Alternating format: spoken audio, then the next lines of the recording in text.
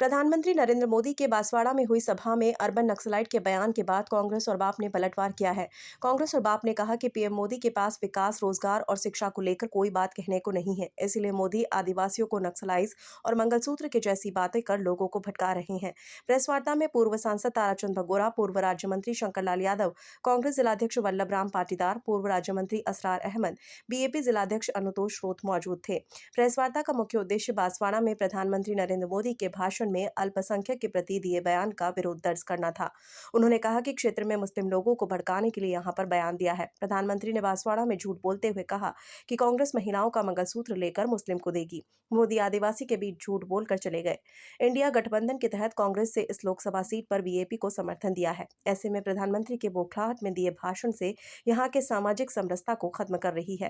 कांग्रेस के वरिष्ठ नेताओं ने गठबंधन में कोई मतभेद और मनभेद नहीं होने की बात कही। वहीं आगामी दिनों में मिलकर जिले के डूंगरपुर, चौरासी और सागवाड़ा विधानसभा में काम करने की बात दोहराई।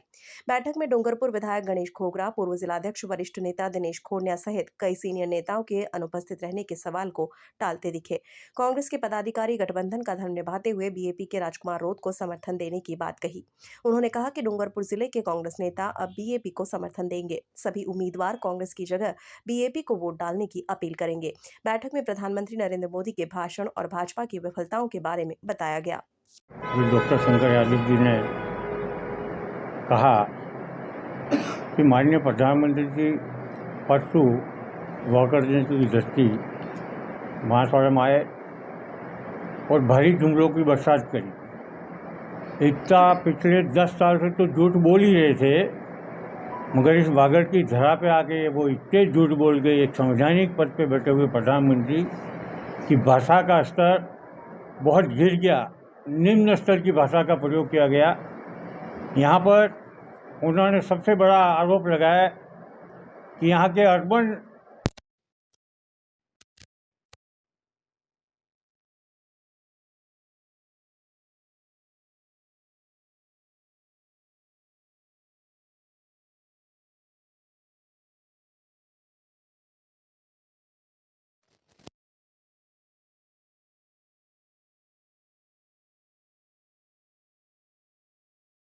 भाग लेने का काम किया। ये मोदी जी यहाँ आके कहते हैं कि कांग्रेस ने घोषणा पत्र में कहा है कि हिंदुस्तान का धन इकट्ठा करके और यहाँ की खास करके महिलाओं के मंगलसूत्र का धन इकट्ठा करके उन मुसलमानों में बांट दिया जाएगा। एक घिनौना आरोप इस हिंदुस्तान में लगाने का काम प्रधानमंत्री ने यहाँ किया है और जातियों में विद्वेष फैलाने का काम किया है। जहाँ विकास की बात तो बहुत दूर है। मोदी जी यहाँ कई दफे आए और जुमले दे दे के गए, मगर आदिवासियों का विकास नहीं हुआ। मगर उन्होंने आरोप जरूर नक्सलाइट का लगा के एक तमंगा आदिवासियों के नाम पूरे हिंदुस्तान के आदिवासियों पे उन्होंने आरोप लगाए। ये गंभीर विषय है। जहाँ मंगलसूत्र का बात है, उन्होंने अपनी धर्मपत्नी को छोड़ रखा है। अब उनका मंगलसूत्र का क्या हुआ है पता नहीं है, मगर हिंदुस्तान के महान जहाँ संस्कृति हिंदुस्तान की जबरदस्त है, उसमें विद्वेष फैलाने का काम मोदी जी ने निम्न स्तर पर जाके किया है। हम इनका घोर विरोध करते हैं। ऐसी घटिया किस्म की राजनीति पिछले 10 साल से इन्होंने हिंदुस्तान की सार्वजनिक उपकरणों को बेच खाया। उन्होंने संविधान को नष्ट करने का बेड़ा उठा रखा है।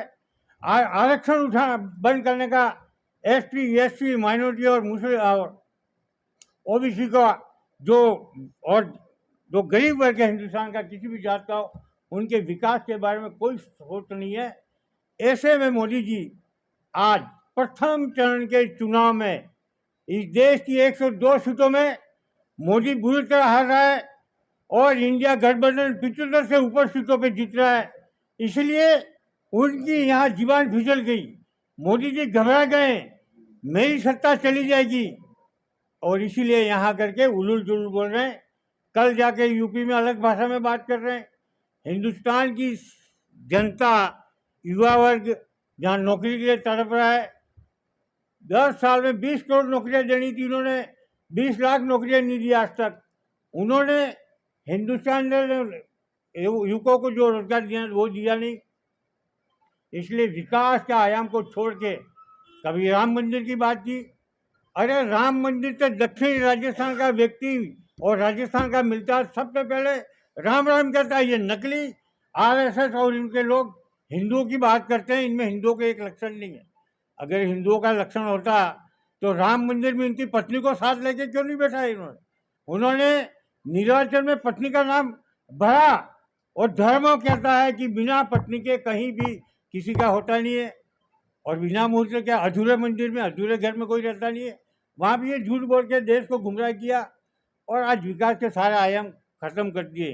राष्ट्रवाद विकास का परिदर्शित करता है कि किस तरीके से वो पिछले दरवाजे से राजनीति में वोट तो हथियाना चाहते हैं, लेकिन यह जिस तरीके से कल्याणकारी योजनाएं लानी चाहिए, आम जन के हित की योजनाएं बनानी चाहिए, किस तरीके से मध्य प्रदेश, दक्षिणी राजस्थान और गुजरात को मिला के एक टिम्बर एरिया को डेवलप करना चाहिए, वो माननीय मोदी जी की सोच में नहीं है।